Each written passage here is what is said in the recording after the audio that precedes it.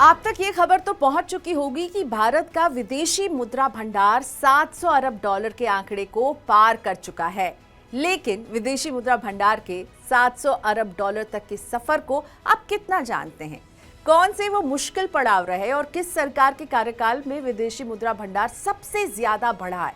और इससे भी ज्यादा जरूरी है ये जानना कि इस विदेशी मुद्रा के रिजर्व में गोल्ड की हिस्सेदारी कितनी है। तो इस वीडियो में इन सवालों का ही जवाब देते हैं आपको। सबसे पहले बात करते हैं 700 अरब डॉलर के सफर की।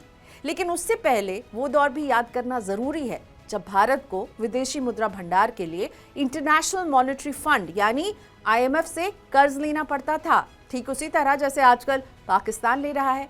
90 के दशक की शुरुआत में भारत का विदेशी मुद्रा भंडार घटकर 5 अरब डॉलर रह गया था, जो कुछ ही दिनों की इंपोर्ट जरूरत पूरा करने के लायक था। उसके बाद भारत को अपना सोना गिरवी रखकर कर्ज लेना पड़ा।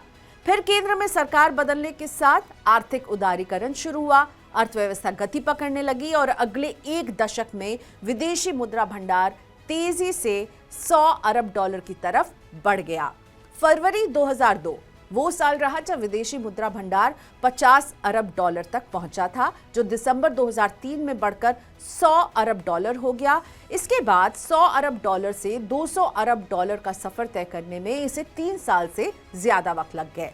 अप्रैल 2007 में विदेशी मुद्रा भंडार ने 200 अरब डॉलर का आंकड़ा पहली बार हासिल किया। इसके बाद साल भर से भी कम समय में ये रिजर्व 100 अरब डॉलर बढ़ गया।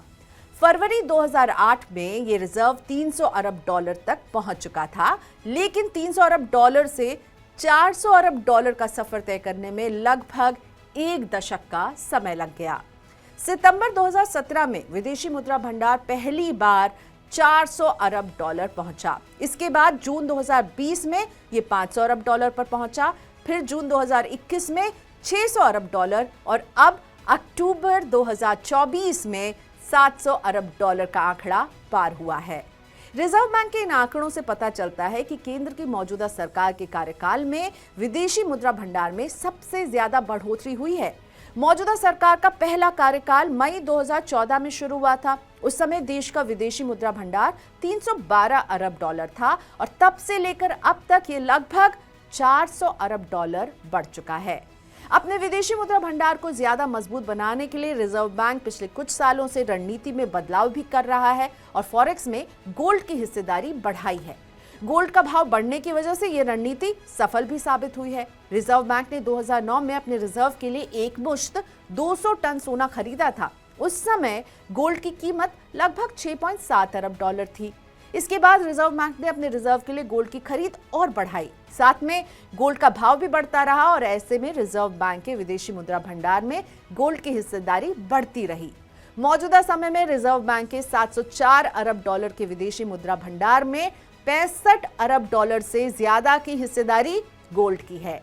लेकिन हाँ, RBI के विदेशी मुद्रा भंडार में अब कुछ कमी की आशंका भी बन रही है। अक्टूबर की शुरुआत से भारतीय शेयर बाजार में विदेशी निवेशक बड़ी बिकवाली करते नजर आए हैं और वो भारत से अपना निवेश निकालकर चीन के शेयर बाजार में लगा रहे हैं। विदेशी निवेशक क्योंकि डॉलर में निवेश लेकर आते हैं और जब निवेश खींचते हैं तो उन्हें भुगतान भी डॉलर में ही करना होता है। ऐसे में उनकी तरफ से डॉलर की मांग बढ़ेगी, जिस वजह से विदेशी मुद्रा भंडार पर असर पड़ सकता है। इसके अलावा विदेशी बाजार में कच्चे तेल की कीमतों में भी बढ़ोतरी हुई है और तेल खरीदने के लिए भी क्योंकि डॉलर में ही भुगतान करना होता है, ऐसे में महंगा तेल भी रिजर्व बैंक के विदेशी मुद्रा भंडार पर चोट पहुंचा सकता है।